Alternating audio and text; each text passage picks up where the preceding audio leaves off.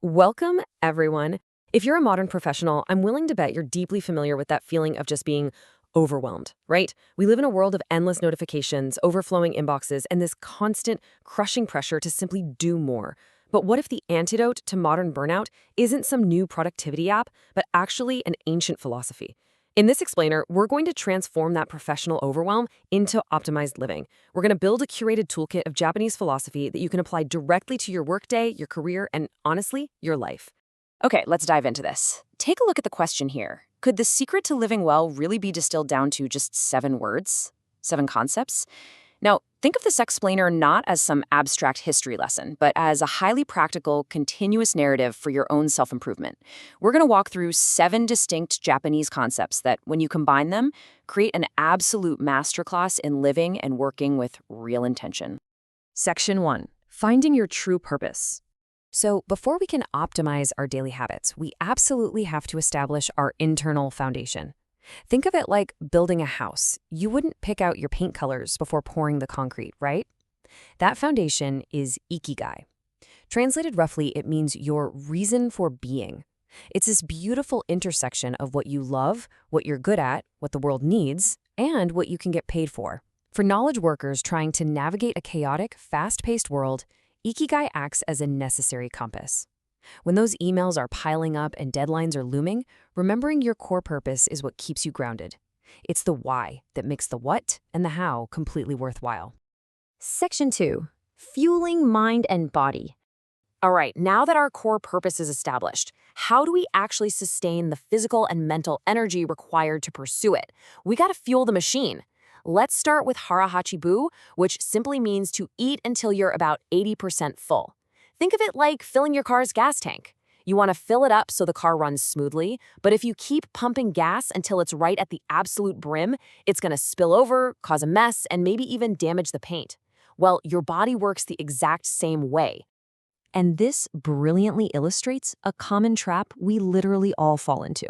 Have you ever eaten a massive heavy lunch right in the middle of a busy workday? What happens at 2 p.m.? You crash. You get that dreaded food coma. By stopping at 80%, you're giving your body exactly the fuel it needs to operate at peak performance, without bogging down your digestive system and tanking your energy levels. It's a simple physical habit that directly protects your professional output. Okay, now let's shift gears to mental fuel. The concept here is shoshin, or the beginner's mind. The best analogy for this is keeping your mind like an empty teacup. If your cup is already entirely full of your own opinions, your past experiences, and your assumptions, well, there's no room to pour any new tea in. You have to approach every problem, every project, and really every interaction with the openness of a true beginner, ready to be filled. Just contrast the modern professional ego, what we call the expert's mind, with this open lotus of endless learning.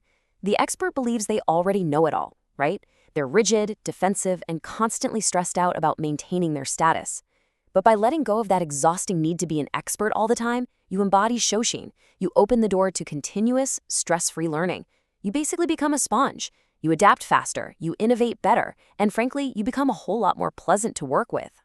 Section 3. The power of gradual growth. So, our foundation is set, our fuel tanks are optimized. Now we shift to execution. How do we actually hit our goals and improve our output in the real world? This brings us to a concept you might actually be familiar with, Kaizen. It translates to continuous improvement, but specifically focusing on getting just 1% better each day. Imagine compound interest in a savings account. A tiny little deposit today doesn't look like much, but compounded daily over a year, a decade, a lifetime, the growth is astronomical. So the crucial point is this. We so often paralyze ourselves by trying to make 100% improvements overnight. We try to overhaul our entire workflow. Actually, scratch that. We try to overhaul our entire lives on a single Monday. Kaizen tells us to stop. Focus on a microscopic 1% daily improvement. Just fix one tiny bottleneck in your process. Learn one new keyboard shortcut. Taking the pressure off those massive leaps naturally leads to massive, sustainable growth over time. But how do you actually implement those improvements within a broader team without causing a bunch of friction? The answer is nimawashi. In Japanese gardening, this literally means preparing the roots of a tree before transplanting it so it survives the shock. Translated to modern work, it means to prepare quietly and decide wisely. Let's ground this in a real-world professional scenario. Say you want to launch a major new product initiative. Instead of walking into a boardroom and dropping a massive, surprising presentation on everyone out of nowhere, you practice namawashi. You quietly gather one-on-one feedback from key team members over coffee. You address their concerns privately. You're basically building consensus at the root level. So, by the time you officially propose the idea, everyone is already on board. The decision is wise, and the implementation, completely frictionless. Section 4. Embracing your unique path. As we transition into our final phase here, let's just take a deep breath.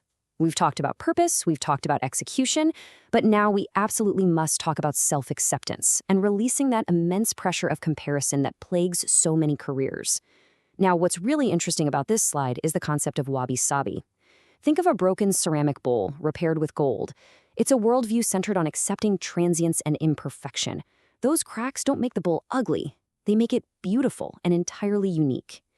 As professionals, we need to stop chasing impossible perfection, stop agonizing over a draft until it's quote-unquote flawless.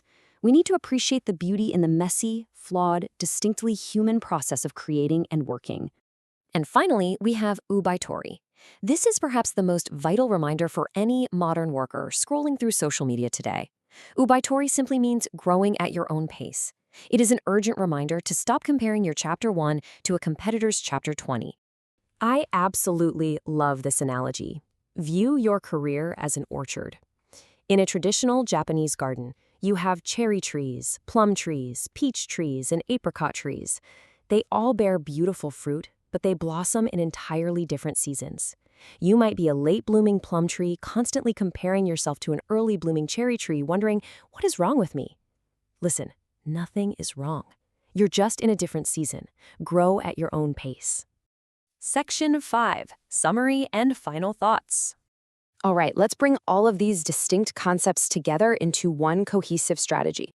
Here is your new toolkit. You find your meaning with Ikigai. You fuel yourself efficiently with Harahachi-bu and Shoshin. You grow steadily using Kaizen and Nemawashi. And you protect your peace by embracing wabi-sabi and obaitori. Look at them all together. This proves that living and working well isn't about frantically doing more things. It is entirely about doing things with much better intention. So, as you look at your calendar for tomorrow, I want to leave you with this final provocative thought. Which of these 7 concepts are you actively starving right now, and what would happen if you finally watered it? If you want to keep exploring how to apply deep insights and strategic thinking to your modern career, make sure to subscribe to AI Product Management Playbook by Deepak DeLeo on LinkedIn. Keep learning, keep growing at your own pace, and I'll catch you in the next explainer.